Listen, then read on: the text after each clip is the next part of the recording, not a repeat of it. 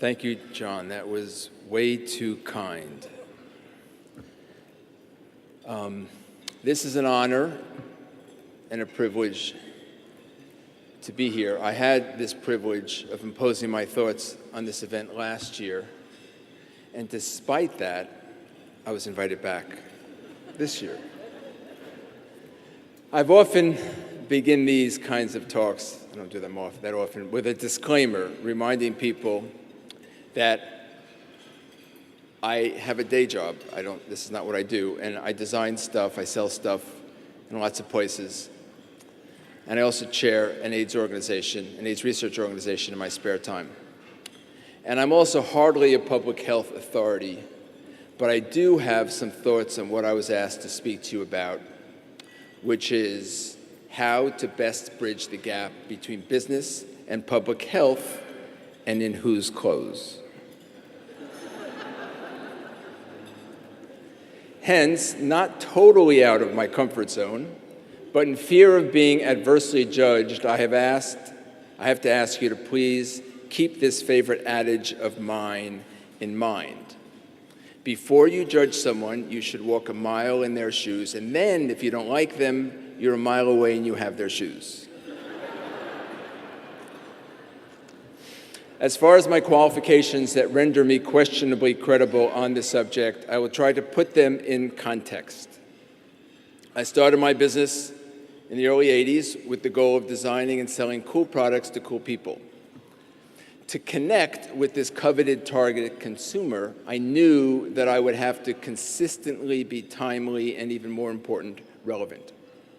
Although ambitious, I also knew that to truly build the meaningful connection, I should promote not just what people looked like on the outside, but who they were on the inside, not just what they stood in, but what they stood for. That said, although I didn't plan to combine my business agendas with my philanthropic passion, I was realizing that it needed to happen.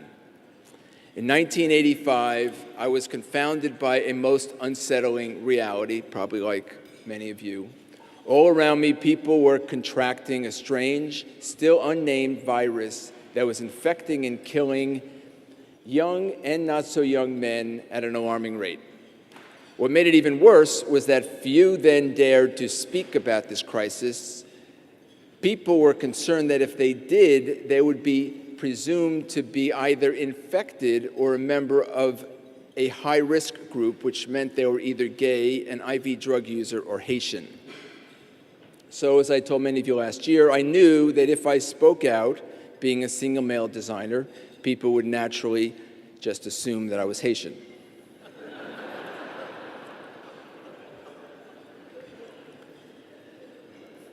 But maybe because I wasn't a member of any of these groups, I was comfortable doing what I did. So with the help of many of the most esteemed models in our industry at the time and various children, we ran an ad that spoke about the fact that nobody was speaking about AIDS, and specifically about this stigma. In fact, stigma was then, and still is today, arguably more devastating than the virus itself. A little later, in 1987, I joined the board of AMFART, where I assumed leadership of their branding and communications efforts, which is when so much of mine, the brands, and the corporations' worlds changed.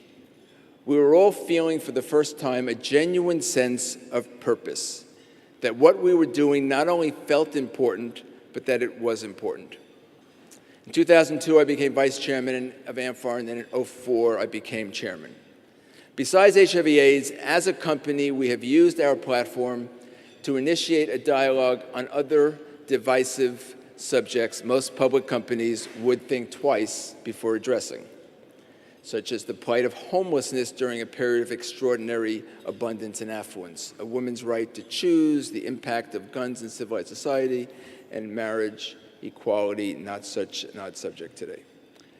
Although it was never why we did this, at the end of the day, I believe we have connected with our customer in a far more meaningful and profound way than we had ever imagined, and in a manner that will assuredly survive any one collection of shoes or handbags. That said, have we offended some customers along the way? Yes. Have we engaged other customers meaningfully, more meaningfully than we would have otherwise? I believe we have. We, like all corporations, struggle with finding a balance with the perceived interests of all of our stakeholders. The underlying question is, do the interests of associates, clients, consumers, and investors conflict? As most know, in the interest of addressing their short-term financial agendas, businesses are often oblivious to many long-term implications. Yes, a pre-existing condition. I'm inclined to make the argument that workplace wellness serves the interest of all stakeholders. As we all know, over time, it lowers the cost of doing business while enhancing productivity, which, by the way, allows for more time to shop for cool clothes and accessories. I've often been asked if I thought it's right for a public company to invest shareholder resources in non-core community initiatives, and are businesses and our community's interests related, or are they independent? To which I respond that I believe they are not only related but interrelated, and not only not independent but interdependent, that they are the proverbial hands that feed each other. I believe that all businesses will come to this same conclusion, that if their hearts don't get them there, eventually their balance sheets will.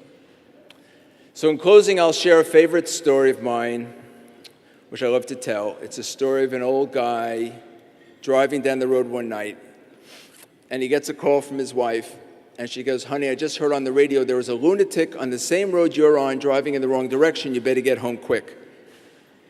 Not wanting to offend her, he thinks for a minute, and then finally he says, "Sweetheart, it's worse than that. There were hundreds of them."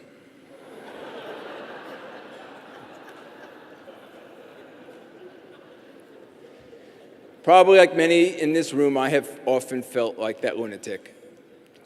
The lesson being that even when you're going against traffic, you may still be going in the right direction. So buckle your seatbelt, dress for the occasion, and thank you for hearing me out.